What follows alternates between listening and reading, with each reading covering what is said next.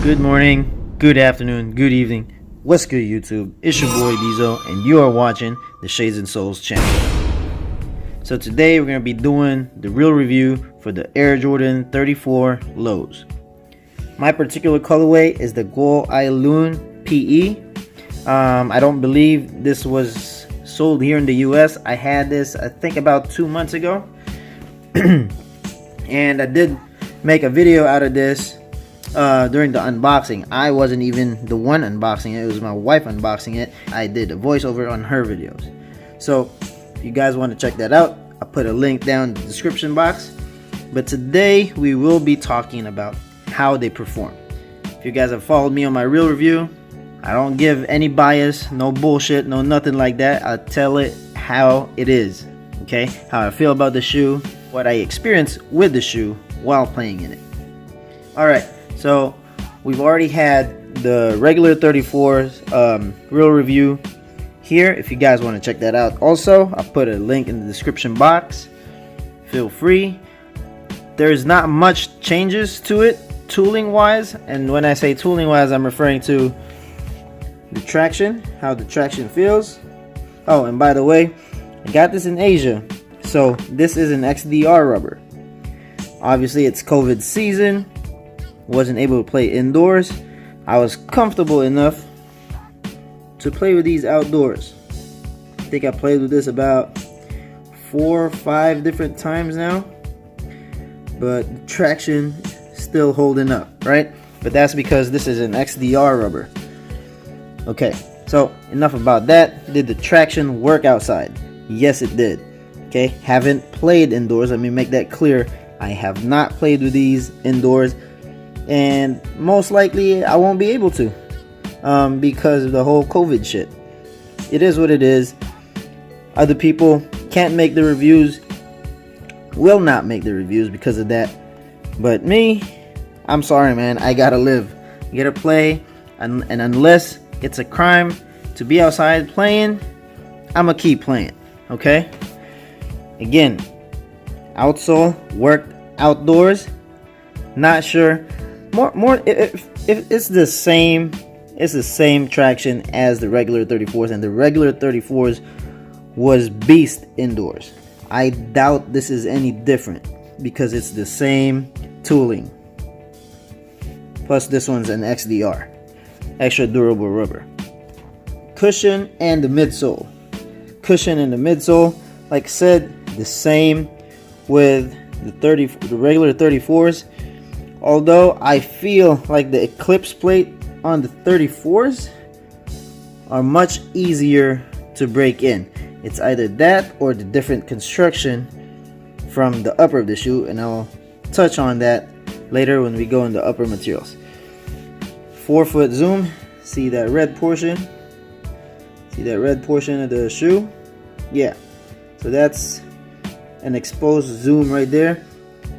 That entire 4-foot is covered with that zoom bag. That zoom bag feels amazing, okay? And I was playing outdoors, and that cushion is amazing, as I was saying. Eclipse plate for the stability, and then another zoom bag right here.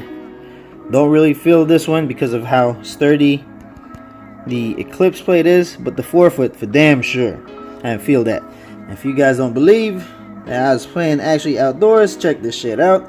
Can't make this shit up. Everything here is clean, but everything here is just dusty. Okay, that's from the outdoor courts I've been playing. Then we go to the upper, where most of the changes are with the regular 34s. Some regular 34s have overlays. Some doesn't feel like they have overlays because of the use of the same material. So for the 34s, mine, this colorway specifically has like a nubuck finish on the toe cap. There you go. That's as best as I could get it. It's not suede, the finish is different. Okay, that's some nubuck stuff right there. So nubuck toe cap, and then another thing that was eliminated from the regular 34s or at least from this colorway, is that dead space right here. As you can see, there is no more dead space like that, like the curve right there. That was from me bending the shoe, probably. Like, that's where my foot bends. So the regular 34s have that dead space right here. This one doesn't anymore. I don't know what they did differently. Maybe the overlay or the way they glued this all together. It's all stretched out now, not having like a dead space here. I don't know, but it feels different. I don't feel any dead space or any pinching on this area.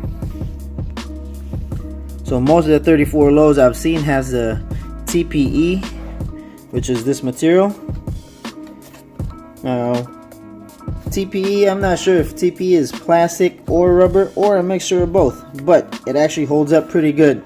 And the same as with the 34s, it still has that woven material. You can see the polka dots right here. That's the woven material where if your foot stretches out, that actually, the more it stretches out, the more it tightens up. So if you stretch it out, it tightens up like that, just like the weave inside a basketball. Does this work? Does the upper work? Yes, it does. And the main difference of the upper, where I was alluding to earlier when I was talking about the eclipse plate and how the stability is how the heel counter is constructed. So on the regular 34s, the heel counter is like separate from the shoe. And when I mean separate, it's like it's in there first, and then these portions are like smacked over it as like an overlay of the shoe. Compared to this one, it's all constructed in the same, right? Like all in one shoe. It's not separate. Whereas again, the regular 34s, heel counter first, and then everything was glued over it to construct the upper material. So that's the main difference. And how did it affect, or how did it feel differently? Well, if the regular 34s felt tighter because of an extra material that's in the shoe, right? I'm not saying this shoe doesn't have it, it's just constructed all as one. Now the fit is different, okay? You can still go true to size with the regular 34s and with the lows, but comfortability wise, there's more breathing room. And when I say breathing, I'm not talking about air coming in, I'm talking about the space that's within the shoe, that this is more comfortable. And I get why other people are saying the regular 34s feel tight or narrow, and it's because of that extra material. This one doesn't have it, okay? And also on the 34s, because of this overlay right here, or this toe cap material, it has a little bit more protection than what I would say the regular 34s have. And that's actually one of the cons that I wrote down for the regular 34s, was that it doesn't have enough padding for protection on the upper of the shoe. Well, this one now, on the toes at least, it's covered. It's still got that heel counter, provide support and stability, but not as overpowering or very evident compared to the regular 34s. And one more thing. So the regular 34s has a raised portion right here, right? So the heel counter and then that raised portion right here.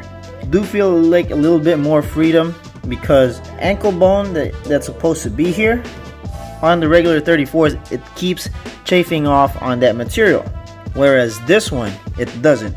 So in a sense, it does still have support and stability like the regular 34 does, but without that discomfort. If you guys are one of those guys that felt those discomforts, definitely try the lows, because they don't have that.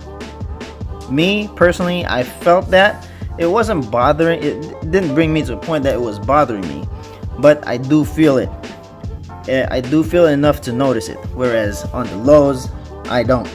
And I have kind of more of a breathing room in the 34 lows because of the material differences. So there you have it, real review for the Jordan 34s. Let me know if you guys enjoyed the video. Make sure to like the video. Comment down below if you guys need anything. Ask me anything about the shoe.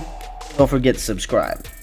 If you guys want to follow me on Instagram right there, where I do post updates and all that stuff.